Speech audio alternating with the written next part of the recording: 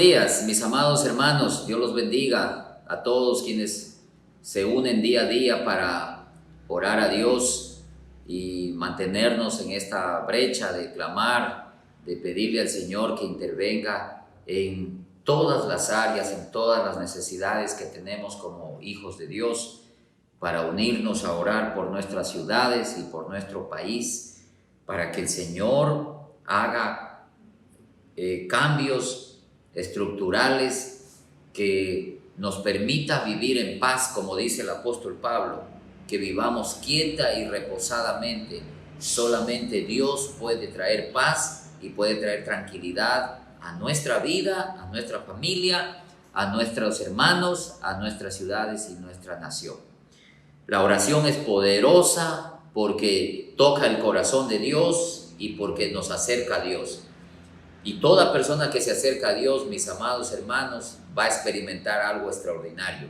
La presencia de Dios cambia, transforma, bendice, hace que nuestra vida tenga vive en otra realidad. El acercamiento a Dios lo necesitamos con urgencia para vivir bien en este mundo. Y quiero invitarte esta mañana a que meditemos en la palabra de Dios, aprendamos algo que Dios nos dice en el libro de Isaías, el capítulo 5, donde vamos a estar leyendo hoy acerca de la viña rara. Hay una viña que lo sorprendió al dueño. El dueño tenía una expectativa y resulta que la viña hace algo o le muestra algo que lo sorprende. No tiene explicación por qué esto. Vamos a hablar de esta viña, de la lección que Dios quiere darnos como hijos de Dios. Dios siempre utilizó figuras, imágenes, ejemplos, parábolas para enseñarnos lecciones, principios espirituales poderosos. Y hoy vamos a estudiar la parábola de la viña. Entonces vamos a orar un momento. Únete conmigo allí. Démosle gracias a Dios, mis hermanos. Qué linda oportunidad para agradecerle al Señor por todo lo que nos ha dado, por lo que hasta aquí ha hecho en nuestra vida. Vamos orando. Te damos infinitamente las gracias, Padre eterno, porque reconocemos que tú has hecho una gran obra en nuestras vidas. Tú le dijiste al profeta Isaías: mira el hueco de donde te sacó Dios, mira la piedra de donde te arrancó, de donde te cortó, y mira quién eras antes de que Dios te rescate y quién eres ahora. Y Señor, podemos ver que tú has sido bueno con nosotros, lleno de misericordia. Te has compadecido porque no nos tomaste en cuenta la maldad, la rebeldía, el pecado, la desgracia de vida que vivíamos sin ti. Y tú en tu misericordia nos escogiste, nos salvaste, nos has redimido, nos has bendecido. Y hoy estamos aquí, Señor, para contar una historia de amor, de bondad de nuestro Dios. Somos testigos directos de la inmensa bondad que tú tienes para la humanidad. Gracias, Señor, porque ya no somos los de antes y vamos cada día creciendo, mejorando, disfrutando de lo que tú tienes preparado para nosotros. Tu palabra bendita dice que tú tienes preparado cosas hermosas. Has diseñado una vida para nosotros de tal manera que nosotros nos asombremos de ver tu amor, tu bondad. Y los demás, los que nos vean, dirán: grandes cosas ha hecho Dios con estos, grandes cosas ha hecho Dios con ellos. Padre Santo, el mundo tiene que asombrarse de la bondad tuya desplazada en tus hijos. Somos nosotros portadores de tu gloria, somos los que llevamos las marcas de la bondad de Dios, de la misericordia de Dios, para que el mundo que vive huérfano del amor de Dios, que vive alejado y desamparado de tu bondad, puedan entender la necesidad de volverse a ti. Señor, cuando el mundo ve a tus hijos, y vea la luz de tus hijos y vea las cosas de tus hijos, vean las familias restauradas, vean la paz que tenemos, vean la bendición, la aprobación divina. Cuando ellos vean que somos diferentes, que somos útiles, que somos personas regeneradas, transformadas, entonces el mundo entenderá la necesidad de buscarte a ti. Por eso, Señor, te agradecemos este día y te pedimos, sigue haciendo tu obra maravillosa en nosotros. Sigue restaurando, sigue, Señor, transformando nuestra familia, nuestras generaciones, nuestros hijos. Señor, te pedimos que nos ayudes a edificar familias fuertes, que podamos disfrutar de matrimonios estables, que podamos gozarnos de la unidad familiar, de la obediencia y de la honra de nuestros hijos. Padre, que podamos ver tu gloria en la bendición del trabajo, en lo que hacemos, en lo que emprendemos, en todo, Señor, tus hijos podamos contar historias hermosas. Señor, el mundo necesita conocerte y solo nosotros podemos revelarte, porque nosotros tenemos el privilegio de ser hijos tuyos y de tener la presencia de tu Espíritu Santo y ser portadores de tu gloria en cada momento, en cada lugar de esta tierra. Gracias, Señor, porque tú nos has salvado, nos has perdonado, nos has limpiado, nos has librado de tanta desgracia, de tanta cosa, y somos, Señor, agradecidos de tu bondad y creemos que mayores cosas tú tienes para nosotros y que tú, Señor, amas nuestra vida y que escuchas nuestra oración y que todo lo que nosotros te pedimos es importante. Señor, agradecemos por lo que has hecho en el Ecuador, en la iglesia del Ecuador, por las distintas congregaciones, Señor, que se han levantado en todo el Ecuador, las miles de congregaciones que hay, Señor, donde se predica tu palabra y donde la gente te llega a conocer y donde muchas personas son sanadas, son restauradas. Gracias por tu obra hermosa, Padre. Y seguimos orando que el evangelio se extienda, Señor, como la levadura.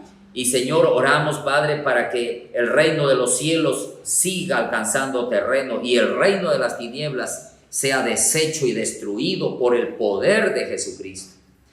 Dice tu palabra que Jesús vino a deshacer toda obra del diablo y creemos que toda obra del diablo es el pecado, la injusticia, el abuso, el narcotráfico, los homicidios, la corrupción y toda perversidad sexual, toda perversidad de valores, todo lo que vemos, Señor, en este mundo, en el Ecuador. Vemos tanta horroridad, tanta ley injusta, tanta ley que no tiene sentido, tantos antivalores, Padre. Y todas estas obras del diablo, tú viniste a deshacerlas, Señor Jesucristo. Y declaramos, Señor, por tu palabra, que tú establecerás tu reino aquí en nuestro país, en nuestro Ecuador, y que el Ecuador, Señor, te conocerá, escuchará tu voz y se rendirán ante ti. Tú tienes aquí en el Ecuador miles y miles de personas que están listas para recibirte y para venir a los pies de Cristo. Señor, por eso oramos creyendo en un Dios sobrenatural, lleno de gloria y de poder, que tiene la capacidad de hacer temblar las estructuras de esta nación y que puedes, Señor, tú usar todas las cosas para el bien y que tú puedes tratar con cada persona, no importa si no te conocen. Tú siempre has hecho cosas lindas a través de la historia. Vemos cómo tú has usado a imperios, has usado a reyes, has usado a personas que ni siquiera te conocían, pero tú lo hiciste para glorificarte. Por eso oramos, Señor, para que en nuestro país tu gracia, tu mano se extienda para sanar, levantar, liberar y bendecir a nuestra nación y limpiarla de toda corrupción, de toda maldad, y que haya paz y que haya tranquilidad y haya trabajo y haya empleo y haya unidad y haya valores, respeto, Señor, una educación digna, una salud digna, Señor, instituciones policiales dignas, instituciones de militares dignas.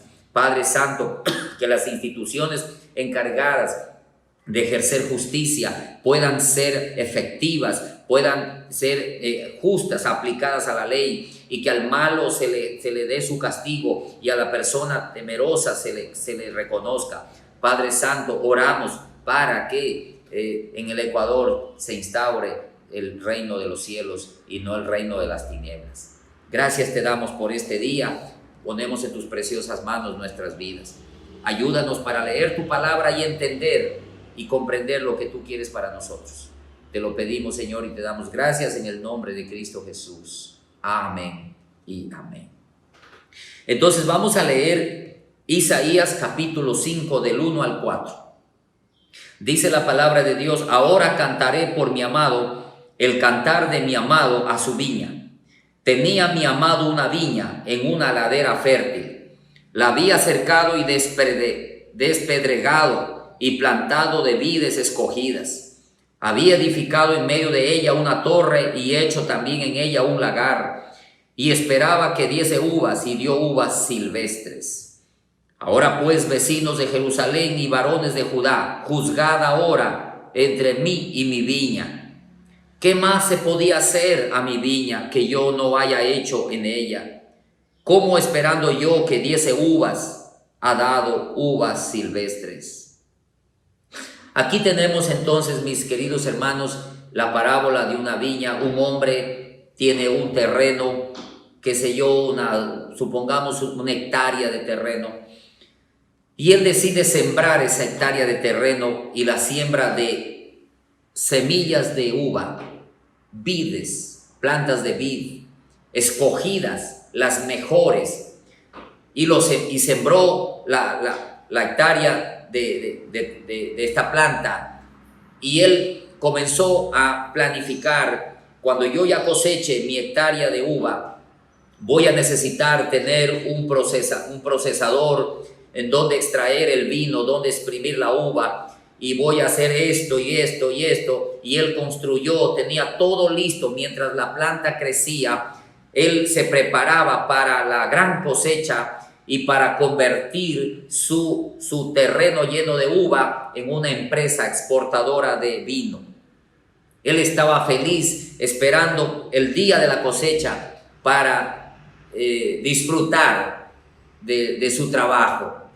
Cuando, oh sorpresa, el día que se acerca a ver los racimos de uva y a probar la uva, él se da cuenta que la uva no es dulce, que es una uva agria, es una uva casi venenosa, es una uva imposible de comerla, es una uva silvestre, es una uva que no sirve para extraer el vino, para exportar. En otras palabras, todo un plan, toda una estrategia, todo un diseño que él tenía elaborado, esperando cosechar, producir, se fue al piso y no tiene nada. Y entonces esta parábola nos enseña algunas cosas importantes para nuestra vida. Primero, ¿qué significa la viña? ¿Qué representa la viña? En el verso 7 está la explicación. Ciertamente la viña de Jehová de los ejércitos es la casa de Israel, y los hombres de Judá planta deliciosa suya. Esperaba juicio, y he aquí vileza, justicia, y he aquí clamor. Entonces la viña representa a la nación de Israel, al pueblo de Dios, y podríamos hoy llamar y también compararle a la iglesia. La viña que el hombre plantó en el lugar fértil y que la arregló, la escogió, le puso todo lo bueno, lo mejor. Hoy podríamos entonces bien compararla con la iglesia que Jesucristo rescató, con usted, conmigo. Jesús ha hecho con nosotros todo lo necesario. Nos ha perdonado, nos ha liberado, nos ha rescatado, nos ha plantado, nos ha llenado del Espíritu Santo, nos ha dado los dones, nos ha dado sabiduría, capacidad, revelación, todo lo necesario para ser fructíferos. Pero resulta que hay algunos que no están dando el fruto deseado, no están produciendo lo que el Padre ha querido cosechar de nosotros. Y entonces viene la pregunta, ¿Qué le está pasando al pueblo de Dios? ¿Por qué el pueblo de Dios no está produciendo lo que Dios espera que produzca? ¿Por qué donde debería cosechar frutos dulces está cosechando frutos amargos? ¿Y qué significan los frutos amargos? ¿Qué significa la vid silvestre? Bueno, mis queridos hermanos, pongamos unos ejemplos para ilustrar esto. En las estadísticas, en los análisis que se hace sobre la conducta, el comportamiento cristiano y el comportamiento de los inconversos, se ha llegado a descubrir que casi se parece, que los creyentes no se diferencian mucho de los inconversos, que los creyentes que fuimos llamados a ser diferentes, a ser productivos, a ser gente de justicia, gente de rectitud, gente de valores, están obrando igual que el mundo inconverso, como que no conocieran a Dios. Por ejemplo, se dice que la juventud cristiana y la juventud inconversa, en los dos no hay mucha diferencia, porque los novios inconversos se acuestan antes del matrimonio y los novios cristianos también se acuestan antes del matrimonio. No hay mucha diferencia, por ejemplo, en la pornografía. Se ha detectado que en los inconversos la pornografía es alta, pero en los creyentes también. Incluso se ha descubierto que un altísimo porcentaje de pastores, de siervos de Dios, están atrapados en la pornografía. No hay diferencia. Dios esperaba la mejor vida de nosotros y resulta que estamos dando frutos agrios igual que el mundo. Por ejemplo, en la forma de trabajar, muchas empresas prefieren contratar un inconverso y no contratar un creyente, porque el creyente es haragán, es dejado, irresponsable, y encima no hay cómo decirle nada. Al inconverso le podemos retar y le podemos llamar la atención que haga bien. A muchas veces al creyente no hay cómo decirle nada porque se resiente, no le habla más y ya no va a la iglesia porque ahí está el hermano que me retó, que me exigió. Y entonces las estadísticas nos enseñan, mis queridos hermanos, que no hay mucha diferencia, que frutos agrios salen de los creyentes. Por ejemplo, se ha detectado que muchos creyentes sobornan a las autoridades, sobornan al vigilante, sobornan a las instituciones para conseguir algo, pasan un billete por debajo. Igual que el mundo, no hay diferencia. Frutos agrios de un hombre, de una mujer de Dios que debería dar muestras de una vida diferente. Entonces, ¿qué pasa cuando el creyente no da el fruto deseado y produce algo que no le sirve a Dios, algo que no es útil, que no ayuda? Bueno, dice el versículo 5, capítulo 5, verso 5. Os mostraré pues ahora lo que haré yo a mi viña. Dice Dios, ¿qué voy a hacer con la viña que no me produce? Con el creyente que no quiere dar fruto agradable. Le quitaré su vallado y será consumida. Eso significa, le quitaré la protección y van a entrar los animales y la van a comer, la van a pisotear a la planta. Dice, le quitaré, aportillaré su cerca y será hollada. Es decir, le quitaré la cerca, la protección, y allí entrará toda cosa y no sirve ese plantío. Haré que quede desierta, no será podada ni cavada, y crecerá el cardo y los espinos, y aún a las nubes mandaré que no derramen lluvia sobre ella. Dios nos está diciendo que cuando una persona se obstina en vivir a su manera y no quiere vivir como Dios dice, termina siendo dejada, abandonada a vivir como él quiere, como ella quiere. Y lejos de Dios, nuestra vida solo se va a deteriorar mucho peor todavía. Nos vamos a corromper, nos vamos a llenar de espinos, nos vamos a rodear de cosas que nos hacen daño. Y sin Dios, sin la dirección de Dios, sin vivir apegados a Dios, la vida de nosotros no será útil y vamos a sufrir, vamos a perder la bendición, el respaldo de Dios, porque cuando no quiero vivir con Dios, tendré que vivir sin Él. Y tendré que vivir sin su bendición. Incluso dice, no derramaré la lluvia para que la rieguen, y va a secarse, y va a morir, no va a producir.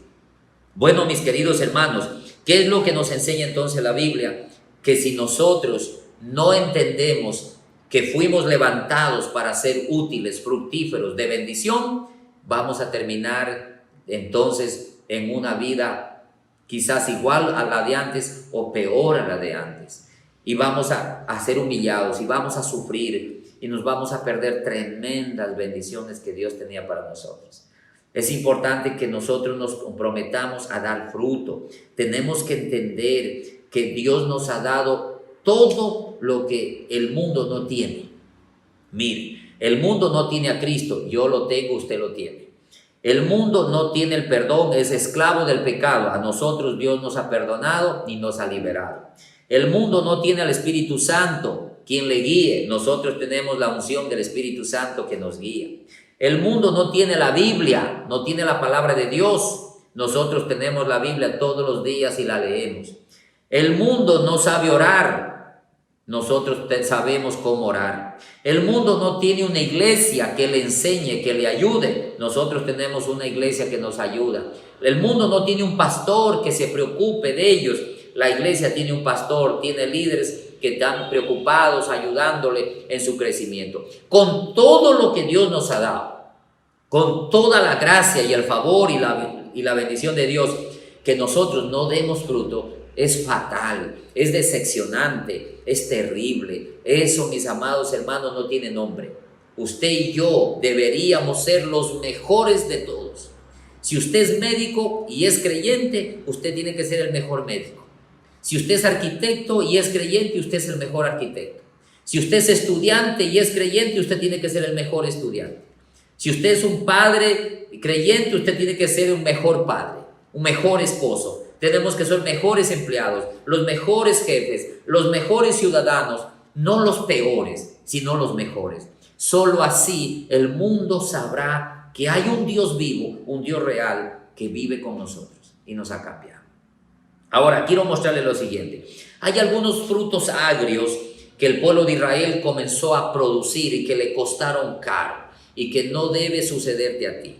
¿Cuáles son estos frutos agrios? En el verso 8. Hay de los que juntan casa a casa y añaden heredad a heredad hasta ocuparlo todo. ¿Habitaréis vosotros solos en medio de la tierra? Miren, hay los que siguen haciendo más cosas, construyen una casa, luego ya tienen otra, ya tienen otra, ya tienen otra y todo lo ocupan para ellos, solo piensan en ellos, y esto se llama una visión de avaricia. Cuando la gente vive para tener, para hacer bienes, para crecer solamente y no vive para cumplir el propósito de Dios, no vive para poder ayudar al prójimo a salvarse, entonces ha producido frutos agrios. No está produciendo los frutos que Dios quería. ¿Qué le va a pasar a estas personas? Muy bien, dice la Escritura, que las casas quedarán desiertas, van a perder las cosas, Dios no está allí, no va a bendecir eso, y en un momento dado van a comenzar a sufrir al ver las cosas que van a pasar, porque si Dios no está contigo, las cosas que se te vienen son bien duras.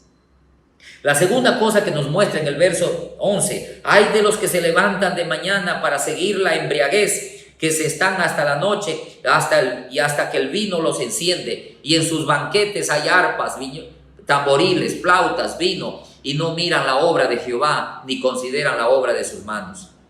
Por tanto, mi pueblo fue llevado cautivo porque no tuvo conocimiento, y su gloria pereció de hambre, la multitud se secó de sed. Otra vez, cuando la gente desde que amanece hasta que anochece solo está pensando en divertirse, en satisfacer sus deseos, en pecar, en darle rienda suelta a las ganas que tiene dentro de su ser, que no necesariamente son buenas. Cuando la gente no entiende que Dios quiere santidad, quiere obediencia, quiere una vida limpia, entonces van a vivir las consecuencias. Dice aquí, su cautiverio, van a sufrir, van a ser llevados cautivos por el enemigo. Luego enseña en el versículo 18. Dice, Hay de los que traen la iniquidad con cuerdas de vanidad y el pecado como coyundas de carreta. Hay de los que a lo malo dicen bueno y a lo bueno malo, que hacen de la luz tinieblas y de las tinieblas luz, que ponen lo amargo por dulce y lo dulce por amargo. Hay de los que son valientes para beber vino y hombres fuertes para mezclar la bebida, los que justifican al impío mediante el cohecho y al justo le quitan su derecho. Por tanto, como la lengua del fuego consume el rastrojo y la llama devora la paja, así será su raíz como podredumbre y su flor se desvanecerá como polvo, porque desecharon la ley de Jehová de los ejércitos y abominaron la palabra del Santo de Israel. Por esta causa se encendió el furor de Jehová contra su pueblo y extendió contra él su mano y le hirió. Y se estremecieron los montes y sus cadáveres fueron arrojados en medio de las calles. Con todo eso, no ha cesado su furor, sino que todavía su mano está extendida.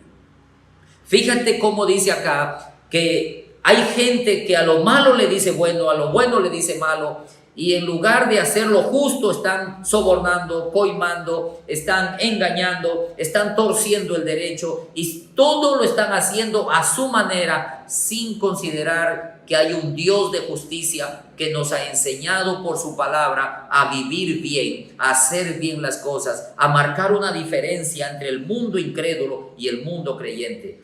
Pero lamentablemente hay personas que conocen a Dios, pero han decidido seguir viviendo como antes. Les gusta la vida de antes, siguen igual mintiendo que antes, siguen igual sobornando, no tienen temor sacar $10 y pagarle a un policía para que le deje pasar porque no tiene licencia, que no tienen ningún problema en sobornar a un juez para que le deje libre. Y este tipo de gente creyente que vive así, mis amados hermanos, son uvas agrias, uvas que no sirven, uvas que producen vómito. Y la Biblia dice que cuando la iglesia no es ni caliente ni fría y se ha quedado en el medio, un poco de Dios y un poco del pecado, entonces Dios no soporta y vomita este tipo de personas, no los resiste porque no se ha definido. Mis queridos hermanos, la iglesia del Señor tiene que purificarse, tiene que definirse, tiene que entender que tenemos un Padre que es santo, un Dios santo. Él nos ha dicho, sed santos porque yo soy santo. Como Dios es santo, tenemos que aprender a caminar con las normas de vida y los estándares de calidad de nuestro Padre Celestial. Si usted y yo vamos a llamarle a Dios Padre, pero vamos a vivir sin su dirección, solamente nos vamos a frustrar y nos vamos a chocar. No funciona.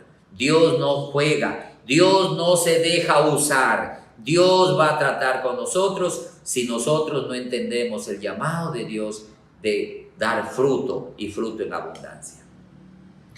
Bueno, quiero terminar leyendo Isaías 51. Aquí me encuentro con una palabra hermosa, una promesa para el pueblo de Dios cuando ha fallado. Dice en el capítulo 51, oídme los que siguen la justicia, los que buscan a Jehová, miren a la piedra de donde fuiste cortado, al hueco de la cantera de donde fuiste arrancado. Mira a Abraham, vuestro padre, y a Sara, que te dio a luz, porque cuando no era más que uno solo, lo llamé, lo bendije y lo multipliqué. Ciertamente consolará Jehová a Sión, consolará todas sus soledades y cambiará su desierto en paraíso y su soledad en huerto de Jehová. Se hallará en ella alegría y gozo, alabanza y voces de canto. Qué hermoso detalle que Dios tiene para su pueblo Israel. Israel, aunque se equivocó, aunque ha cometido errores, Dios le llama a su pueblo a mirar su pasado y a mirar su futuro. Y le dice, mira de dónde estabas, mira cómo vivías, mira lo que yo hice en tu vida. Yo te saqué, te perdoné, te liberé, te sané, te restauraré. Yo espero de ti una vida diferente. Y le dice, acuérdate que antes no eras nada, ahora eres mi hijo. Así como Abraham era un hombre y una mujer solos, sin posibilidades de reproducción, ahora son una nación. Así nos dice Dios, no importa dónde empezaste, no importa cómo fuiste, lo que importa es lo que yo haré con tu vida si tú entiendes mi llamado. Porque yo te llamé para bendecirte y para multiplicarte, dice Dios, y cambiaré tu desierto en paraíso, tu soledad en un huerto de Jehová. Dios tiene para ti cosas lindas, planes lindos, pero tú decides cómo vas a vivir. Tú decides si vas a dar fruta, uvas dulces, o vas a dar un fruto agrio. Si Dios te probara en este momento y tú eres una uva y Él te prueba, ¿qué sabor tendrías? ¿Amargo o dulce? ¿Agradable o desagradable? ¿Cómo es tu vida? ¿Cómo está tu vida? Yo quiero animarte que tú y yo seamos o le demos a Dios una vida agradable. Vivamos de tal manera apegados a Dios y caminando de la mano de Dios para que nuestra vida sea productiva, seamos bendecidos, seamos multiplicados y seamos luz para las naciones y le modelemos al mundo el estilo de vida que le agrada a Dios para que el mundo se acerque a Dios. Tú y yo somos muy importantes, que no fallemos, que demos frutos dignos de arrepentimiento. Vamos a hacerlo.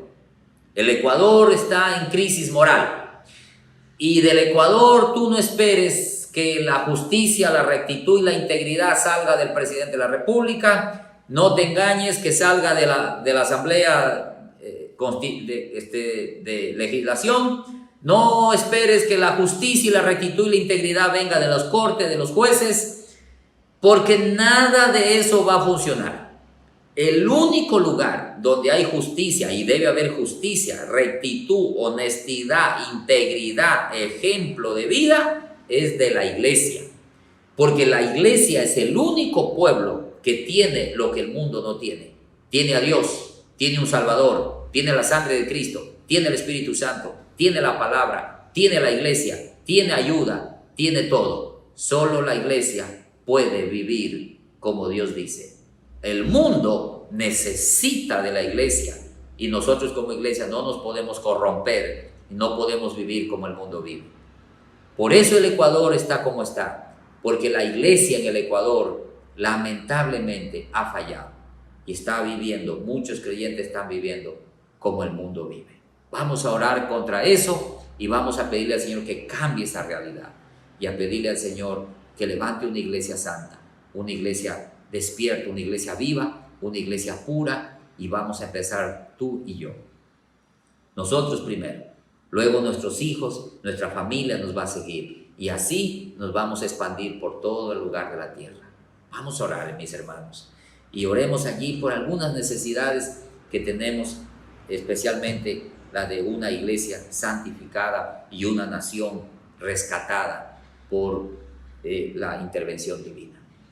Bendito Padre Celestial, te doy gracias porque a través de tu palabra uno aprende que tú eres un Dios que nos rescató de lo peor, pero un Dios que espera lo mejor de nosotros.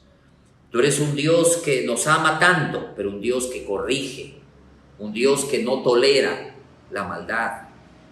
Y tú nos llamas a dar fruto agradable. Tú nos dices que nosotros debemos ser productivos, debemos ser diferentes al mundo, porque tenemos lo que el mundo no tiene. Sin embargo, Señor, reconocemos que la iglesia del Señor en la tierra ha fallado. La iglesia se ha manchado con el pecado, ha dejado entrar la corrupción. Desde el mismo liderazgo hay corrupción, hay deshonestidad, hay antivalores. Y Padre Santo, si nosotros tus siervos no vivimos bien, ¿qué podemos esperar de una congregación que es guiada por los pastores? Te pedimos perdón por las veces que nos hemos equivocado y hemos fallado como líderes. Reconocemos, Señor, que necesitamos una purificación, una limpieza tuya, la gracia tuya para levantarnos. Te pido perdón y te pido que obres misericordiosamente para traer un cambio en las iglesias, sanidad, restauración, santificación, y también, Señor, en nuestras ciudades, en nuestro país, el Ecuador, tú produzcas un cambio y la justicia salga a la luz y la injusticia sea reprendida, el pecado sea juzgado, la corrupción sea juzgada con la severidad que tú dices en tu palabra, y el bien sea exaltado y se promueva el bien, se promueva el trabajo, la justicia, la rectitud, la integridad. Padre, te pedimos por esta corrupción que hay desde las altas esferas de la nación y pasando por la cárcel, cómo la delincuencia tiene mayores posibilidades y capacidades para actuar que la misma policía. Te rogamos, Señor, por nuestro país para que tú nos ayudes a tener paz, bendigas al Ecuador, haya paz, Señor, en las familias, haya paz en la ciudadanía y podamos trabajar y podamos salir y viajar sin miedo a ser asaltado, a ser afectado, robado de alguna manera. Padre, te pedimos por el empleo en el Ecuador, por los emprendimientos, te pedimos que la gracia tuya sea obrando poderosamente en aquellos que están empezando, reabriendo sus negocios en la ciudad, en el campo, y tú, Señor, envíes tu bendición a todos ellos y no les falte nada. Oramos, Señor, para que haya una buena administración en la familia, a fin de no derrochar, no desperdiciar, vivir sin vanidades, y ayúdanos, Señor, a ahorrar y a emprender, creyendo, Señor, que tú nos has puesto en esta tierra para ser productivos, para bendecirnos, para multiplicarnos. Y oramos, Señor, que en las iglesias no falte recurso para poder trabajar y servirte y servir a la comunidad. Seguimos orando, Señor, por nuestras autoridades espirituales, nuestro pastor David Mutre, y por toda la Junta Directiva Nacional y por todo el trabajo a nivel nacional, continental y mundial. Oramos, Señor, para que el trabajo de la misión Alianza Cristiana y Misionera corra por todo lado, alcance a los lugares donde menos se ha llegado. Muchas gracias te damos, Señor. Bendigo tu nombre, bendigo a cada hermano que está conectado, cada una de sus familias. Te pido que les vaya bien este día, que les respaldes en todo lo que emprendan. Gracias por todas las personas que de alguna u otra manera se conectan para orar. Nos unimos, Padre, a pedirte un avivamiento en el Ecuador, un despertar en las iglesias, un avivamiento desde la pastoral hasta todos los miembros de la iglesia, y un avivamiento que se vuelva un movimiento transformador en nuestras ciudades. Ayúdanos a ser luz y sal en nuestra ciudad. Y te damos gracias, Padre, porque creemos que así sucederá. Quienes oramos, confiamos en un Dios de poder. En el nombre de Cristo Jesús, te lo pedimos, te damos gracias. Amén y amén. Mi querido hermano, que Dios te ayude a ti este día y a tu familia a ser familias productivas, a dar frutos dulces, agradables, que la gracia de Dios te rodee, que el favor de Dios te acompañe, los cielos se abran para bendecir su vida. Un abrazo a todos los que se conectan y a todos los que nos escuchan de alguna manera. Dios los bendiga.